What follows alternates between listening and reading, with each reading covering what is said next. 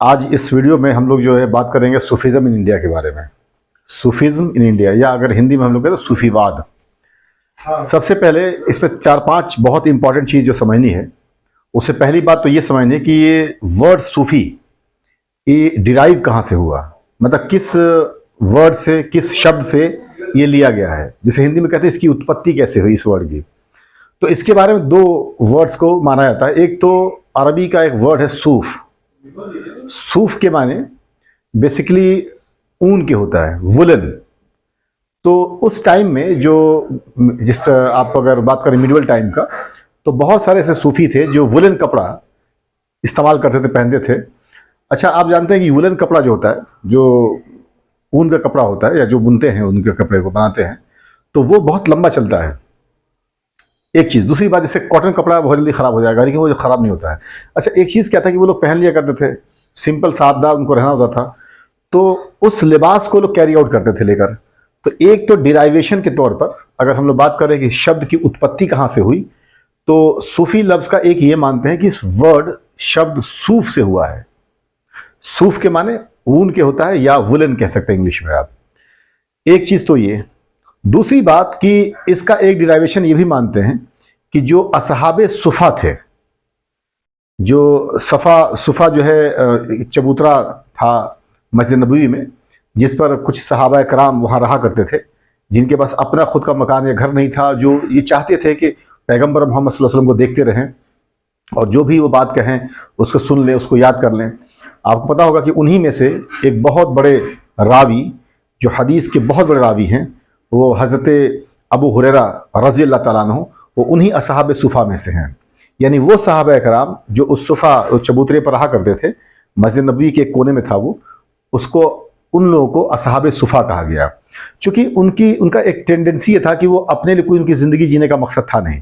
उनके ज़िंदगी जीने का मकसद सिर्फ ये था कि हम प्रॉफिट को देखते रहें और प्रॉफिट मोहम्मद सल्लल्लाहु अलैहि वसल्लम जो बात कहें उसको सुन लें, याद कर लें, उसको आगे बढ़ाएं।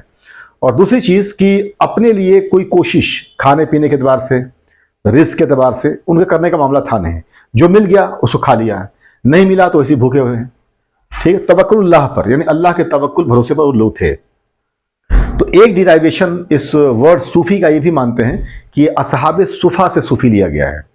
खैर, आपको जानना क्या है कि अगर वर्ड सूफी पूछ दे कि ये कहाँ से डिराइव हुआ है, किस वर्ड से डिराइव हुआ है, तो या तो ऑप्शन में आपके सूफ रहेगा या असहाबे सुफा रहेगा। दोनों में से कोई जो रहेगा वही आंसर सही होगा इसका। एक बात तो ये। दूसरी बात कि अगर हम लोग सूफी की बात करें तो ये होते कैसे लोग हैं। बेसिकली इनकी अपनी खुद की ज़िंदगी जो होती है, अगर वाकई सूफी हैं तो उनके खुद की ज़िंदगी वो अपने ज़ाती तौर पर अपने फ़ायदे के लिए कुछ भी नहीं होता उनका। वो हमेशा ये कोशिश करते हैं कि सामने वालों को, अल्लाह के बंदों को, जो इंसान हैं, उनको किस तरह फ़ायदा पहुँचाया जाए, उनकी किस तरह से सेवा या खिदमत की जाए, सर्विस कैसे दी जाए। और तज़किया नफ्स, यानी जो नफ्स के अंदर, इंसान के अंदर जो बुराइयां हैं उसे दूर करने की कोशिश कैसे की जाए। अब यहां एक सवाल आपके जहन में आ सकता है कि अगर ये पैरामीटर है तो इस पैरामीटर पर तो सबसे बड़े नबी लोग आ जाएंगे, तो नबी को सूफी क्यों नहीं कहते हैं। उसकी वजह यह है कि बड़े ओहदे पर अगर आप बैठे हुए हों तो आपको छोटे ओहदे से नहीं पुकारते हैं। चूंकि नबूवत बहुत बड़ा ओहदा है तो उन लोगों को सूफी नहीं कहा सकता है, बावजूद इसके कि बहुत से ऐसे ट्रेड्स जो सूफीज में होते हैं वो नबियों में होते हैं। हर नबी जो आता है दुनिया में वो अपने लिए ज़िंदगी नहीं जीता है, वो लोगों के लिए ज़िंदगी जीता है, वो लोगों की खिदमत करता है, वो लोगों की सेवा करता है, लोगों के नफ्स को, लोगों के अंदरून जो है, अंदर की चीज़ें जो है उसको साफ सुथरा करता है, सफाई करता है। ये सारी चीज़ें करते हैं नबी, लेकिन उनको सूफी नहीं कह सकते। अब आती है बात कि फिर सहाबी क्यों नहीं, जैसे हज़रत अबू हुरैरा का जिक्र आया, ये सूफी क्यों नहीं, या मौला अली करमल्लाहु वजहहु, या और भी सहाबा कराम हैं, इनको क्यों नहीं। तो बादज़ अल अंबिया जो है, जो सबसे बड़े लोग हैं वो सहाबा कराम माने गए, तो ये भी बहुत बड़ा मनसब है, इसलिए सहाबा कराम को भी जो है सूफी लोग नहीं कहते हैं। तो फर्स्ट सूफी की जो बात आती है वो जहां से सूफीज़म का एक ऑर्डर या एक पूरा निज़ाम चालू हुआ है वो हज़रत हसन बसरी से स्टार्ट हुआ है। अब यहां पर समझना क्या है, समझने वाली बात एक ये है कि सूफीज का जो कैरेक्टर या नेचर होता है उसमें, जैसे आप इसको ऐसे समझ सकते हो, एक शेर है कि हालात के कदमों पे कलंदर नहीं गिरता। कलंदर कहते हैं वो मस्त कलंदर जो दुनिया से बहुत उसको मतलब ना हो और दुनिया बहुत हासिल करने की कोशिश न करता हो। तो कहा कि हालात के कदमों पे कलंदर नहीं गिरता, टूटे भी सितारा तो ज़मीं पर नहीं गिरता, और गिरते हैं समंदर में बड़े शौक से दरिया, लेकिन किसी दरिया में समंदर नहीं गिरता। ये उनकी अपनी एक फितरत होती, नेचर होती है। बड़े से बड़ा महल हो, हवेली हो, रुपया हो, पैसा हो, उनको चीज़ अट्रैक्ट नहीं करती है, ठीक है, इसलिए वो लोग कलंदर भी कहे जाते हैं। खैर, अब यहाँ सवाल उठता है कि अगर आपसे कभी पूछा जाए कि दुनिया में फर्स्ट सूफी किसको मानते हैं, तो हज़रत इमाम हसन बसरी को मानते हैं। अब बसरी से क्या मतलब, बसरा एक जगह है इराक में, ये वहाँ के रहने वाले थे, इसलिए उनको बसरी कहा गया, इमाम हसन बसरी। ये इमाम हसन वो नहीं है जो हज़रत अली के बेटे हैं, ये अलग हैं, और ये बसरा के रहने वाले थे। लेकिन इनका डायरेक्ट ताल्लुक हज़रत अली से है। वो ताल्लुक कैसे, रिलेशन कैसे है, हज़रत अली के ये शागिर्द रहे, डिसाइपल रहे, उनके शिष्य रहे ये, अगर हम लोग हिंदी की बात करें तो उस निस्बत से ये ताबईन हैं, और डायरेक्ट जो है वो स्टूडेंट हैं ये हज़रत अली करमल्लाहु वजहहू के। तो इमाम हसन बसरी को पहला सूफ़ी कंसिडर किया जाता है। अगर आपसे कभी सवाल पूछ दे कि फर्स्ट सूफ़ी किसे कंसिडर करते हैं, तो इमाम हसन बसरी को करते हैं। अब यहाँ पर बात सूफीज़म की चल रही है अभी, तो एक बात और यहीं पर ऐड कर लीजिए। अगर फीमेल के एतबार से बात की जाएगी, तो पहली सूफ़ी जो फीमेल यानी औरत के एतबार से अगर मानी जाती हैं, तो उनका नाम है हज़रत राबिया बसरी। अब ये भी बसरा से हैं, लेकिन इनका कोई ताल्लुक हसन बसरी से नहीं है, वो उस शहर के रहने वाली हैं, इसलिए उनको बसरी कहा गया। हज़रत राबिया बसरी बहुत ही पायस लेडी रहीं, और ये भी सूफ़ी रहीं। तो अगर फर्स्ट सूफ़ी की बात आएगी तो इमाम हसन बसरी आएंगे। लेकिन अगर फर्स्ट फीमेल सूफ़ी के एतबार से बात की जाएगी, या फीमेल में सूफ़ी की बात होगी, तो फिर जो है हज़रत राबिया बसरी आएंगे यहाँ पर। अब बात करते हैं सूफीज़म का एक मामला क्या है। इसी को तसव्वुफ़ भी कहते हैं। सूफीज़म को आप या सूफीवाद को आप तसव्वुफ़ भी कह सकते हो। अब इसमें होता क्या कहते हैं, कुछ टर्मिनोलॉजीज बहुत इंपॉर्टेंट है जो समझना ज़रूरी है। जैसे एक इसमें कहते हैं पीर और मुर्शिद, पीर या मुर्शिद, ठीक है। इसके माने क्या होता है, जो उस्ताद होते हैं, जो सूफी उस्ताद होंगे, जो गाइड होंगे, उनको जो है पीर या मुर्शिद कहते हैं। इनको इंग्लिश में आप गाइड कह सकते हो, ठीक है, आप इनको टीचर कह सकते हैं, आप इनको जो है लीडर कह सकते हैं। तो पीर और मुर्शिद, पीर भी कहते हैं, मुर्शिद भी कहते हैं, ठीक है। गाइड, इसमें एक चीज आता है मुरीद। तो मुरीद से मुराद एक या उसके माने एक तो डिसाइपल के है, एक फॉलोअर के भी है, जो उस सूफी के डिसाइपल्स हों या उस सूफी के फॉलोअर्स हों। एक टर्म आता है इसमें सिलसिला। ये सिलसिला क्या चीज समझना बहुत इंपॉर्टेंट है। सिलसिला के माने इंग्लिश में तो ऑर्डर कहा जाता है, सिंपली ऑर्डर, लेकिन सिलसिला तरीकत के माने है। यानी जो एक ग्रांड सूफी, एक बहुत बड़े सूफी जिनके इर्द गिर्द एक पूरा एक लाइन चल रहा है, एक ऑर्डर चल रहा है, उसको हम लोग कहते हैं सिलसिला।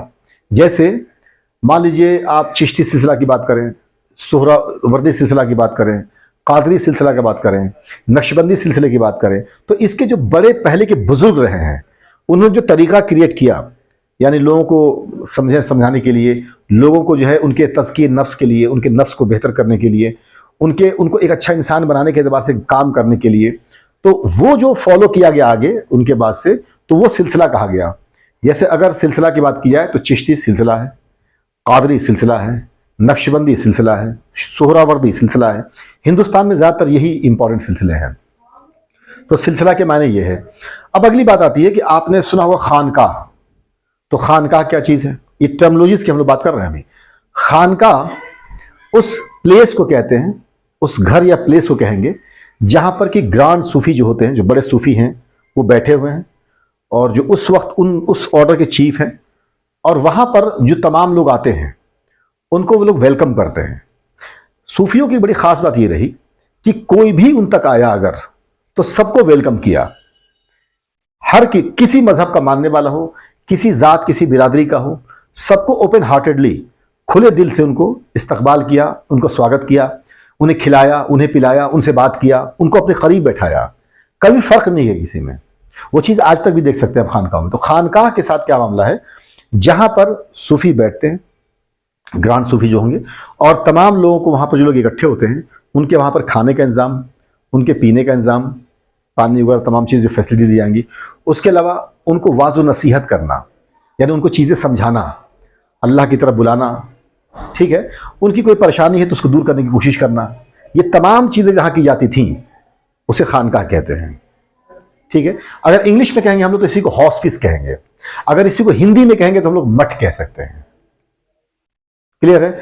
अब अगली बात क्या है, लंगर सुना होगा आपने, खानकाहों में लंगर बटा करते थे। अब लंगर क्या है? Without taking any penny, if you are just providing the food, that is langar. मतलब बगैर पैसा रुपया लिए आप जो खाना प्रोवाइड कर दे रहे हो, खिला रहे हो, उसी को लंगर कहते हैं। लंगर के तो खाना पड़ता है। यह एक समझने वाली बात है, जो हमारी सिख कम्युनिटी है उसके अंदर जो लंगर का कॉन्सेप्ट आया है, यह डिराइव्ड है कहीं ना कहीं सूफीज्म से, सूफियों के तरीके से डिराइव्ड है। ये ऐसा नहीं है कि उनके यहां अपने से वो चीज आ गई है, क्योंकि गुरु नानक देव जी के ऊपर बहुत ज्यादा इंपैक्ट रहा है बाबा फरीद गंज शकर का, तो ये सूफियों से डिराइव्ड होके उनके यहां लंगर कॉन्सेप्ट आया है। ये अलग बात है कि आज के डेट में लंगर उनके यहाँ एक रिलीजियसली एक पूरी तरह से उसको फॉलो किया जाता है, और बहुत अच्छी बात है। ये लोग बहुत मदद भी करते हैं। आप रिसेंट अगर बात करें तो नोटबंदी की बात हो, या अभी जो कोरोना में पूरा बंद किया गया था, लॉकडाउन, उसकी बात हो, इसमें इन लोगों ने बहुत मदद की लोगों की। तो लंगर एक चीज हो गया। अब ये बुनियादी चीजें हैं जो टर्मोलॉजीज हैं जिसको याद रखना है। अब बात आगे क्या करनी है कि अगर हम लोग बात हिंदुस्तान की करें यहां पर आने की, तो इंडिया में आने के एतबार से जो पहले सूफी जिनका और रिकॉर्ड, हिस्टोरिकल एक रिकॉर्ड मिलता है, उनका नाम हजरत सैयद अली हुजवैरी रहमतुल्लाह अलैह, सैयद अली हुजवैरी रहमतुल्लाह अलैह। इनको दाता गंज बख्श कहते हैं, टाइटल इनका है दाता गंज बख्श। इनका जो खानकाह है, या इन्होंने जो खानकाह बनाई, वो लाहौर में बनाई। कहां पर? लाहौर में। इस टाइम वो पाकिस्तान का हिस्सा है, उनका आस्थाना आज भी वहां पर। अगर आपसे सवाल पूछा जाए कि फर्स्ट टाइम इंडिया में खानकाह जो बनी वो कहां बनी, तो लाहौर में बनी। किसने बनवाई? तो सैयद अली हुजवैरी रहमतुल्लाह अलैह, जिनको दाता गंज बख्श कहते हैं, उन्होंने बनवाई। ठीक है, ये बात है आपके 11वीं सेंचुरी की। यानी महमूद गजनवी का जब यहाँ पर वो हो रहा है, अटैक्स हो रहे हैं, या वो यहाँ पर एक्सपीडिशन पर आ रहे हैं, उसी टाइम की बात है ये, अर्ली 11वीं सेंचुरी की, जब यहाँ पर ये कायम हुआ है। तो एक बात तो याद रखनी है, इंडिया के एतबार से बात की जाए तो। और इंडिया में अगर हम लोग बात करें सिलसिलों की, जो ऑर्डर्स हैं, तो यहाँ बहुत सारे ऑर्डर्स हैं, ऐसा नहीं कि चंद हैं, लेकिन 4 बहुत प्रोमिनेंट है, जिनमें चिश्ती सिलसिला, जिनमें कादरी सिलसिला, जिनमें सोहरावर्दी सिलसिला, जिनमें नक्शबंदी सिलसिला। अब एक सवाल आपके जहन में आएगा कि साहब इनमें फर्क क्या हुआ करता था? बेसिकली जो जिक्र करने का अंदाज है, जो तरीका है, उसको लेके डिफरेंसेस हुआ करते थे। डिफरेंस क्या होते थे? सबके अपने अपने तरीके थे, इसे तरीकत कहते हैं। जैसे मान लीजिए किसी के यहाँ अल्लाह का कोई नाम खास है, किसी के यहाँ पढ़ने का तरीका है कि साहब इसको 50 दफ़ा पढ़ा जाएगा, तो किसी के यहाँ ये होगा कि नहीं साहब ये 100 दफ़ा पढ़ा जाएगा, या कोई और अल्लाह के नाम पढ़ा जाएगा, क्योंकि अल्लाह के सिफाती नाम बहुत सारे हैं। तो आपके अंदर जो कमियां हैं, उन कमियों के एतबार से आपको बताने की बातें ये सूफिया हज़रात करते थे। तो हर तरीक़त में, यानी हर सिलसिले में कुछ ख़ास अमल होते हैं जो करने होते हैं। और इसमें एक और बात, एक चीज़, एक वर्ड आता है खलीफा। एक खलीफा तो वो जो हम लोग डिस्कस कर चुके हैं पहले, इसमें वो अलग चीज़ है जो रूलिंग के एतबार से बात की जाती है। यहाँ भी खलीफा होते हैं। जैसे मिसाल के तौर पर अगर हज़रत ख्वाजा मोइनुद्दीन चिश्ती रहमतुल्लाह अलैह की बात की जाए, तो उनके खलीफा हज़रत कुतुबुद्दीन बख्तियार काकी हैं। यानी मतलब क्या है कि उनके सक्सेसर, यानी जो भी सूफी होते थे उनका जो सक्सेसर आएगा उसे खलीफा कहा जाएगा। ठीक है, क्लियर बात ये? तो उनको खलीफा कहते थे। अब ये जो खिलाफत का मामला था, ये होता कैसे था? जैसे कोई ग्रांड सूफी जो हैं, अगर अगली अपने डिसाइपल्स में, अपने मुरीदों में जिसको वो खलीफा बनाना चाहते हैं, तो करते क्या थे कि उनकी अपने पर्सनल बिलोंगिंग्स उनको दी जाती थी। जैसे आसा था, छड़ी है, वज़ू बनाने के लिए एक लोटा या जो भी बर्तन होता था वो उनकी अपनी जानमाज जिस पर नमाज पढ़ते थे, वो तस्वीहात जिस पर तस्वीर पढ़ते थे, वो पगड़ी वो अक्सर बांधा करते थे, ऐसी चीज़ें वो ट्रांसफ़र हो जाती हैं। और वो ट्रांसफ़र किसको होंगी? जिसको खलीफा अपना अनाउंस करेंगे। ठीक है, इनमें फिर अगर बात करें हम लोग कि इनके तरीके की मतलब मोडस ऑपरेंडी की, तो उसमें भी डिफरेंस होता था। ये हम लोग बात करेंगे अभी, लेकिन अभी के लिए इस सेगमेंट में कि जो मैंने आपको एक इंट्रोडक्टरी बताया कि सूफीज़म का मामला क्या है, और हमारे आपके लिए जो अभी एग्जामिनेशन पॉइंट ऑफ व्यू क्या क्या इंपॉर्टेंट चीज़ इसमें रहेंगी। और अब जो हम लोग अगले वीडियो में बात करेंगे, वो बात करेंगे कि यहाँ पर सिलसिले कौन थे और उन सिलसिलों के फाउंडर कौन है, और फिर उसमें से हम लोग को जो फोकस करना है सिलेबस के एतबार से, वो फोकस करना है चिश्ती सिलसिले पर। ख़ास बात यह है कि ये जो वीडियो है, ये चाहे 11th या बीए के लोग हों जो तैयारी करने वाले हैं, या यूपीएससी के या पीसीएस के लोग हों, उनके लिए भी इंपॉर्टेंट है, या जो लोग जो है नेट की तैयारी करते हैं उनके लिए भी इंपॉर्टेंट है। क्यों इंपॉर्टेंट है? क्योंकि कल्चरल हिस्ट्री का ये पार्ट है, और कल्चरल हिस्ट्री का पार्ट जो है वो यूपीएससी में भी आता है, वो नेट में भी आएगा, जो एमए के बाद जो नेट देते हैं, नेट जेआरएफ का टेस्ट देते हैं, उसमें भी आता है, पीसीएस में भी आएगा, क्योंकि वहां भी कल्चरल हिस्ट्री का एक पार्ट है। आप लोगों का बहुत बहुत शुक्रिया, थैंक यू।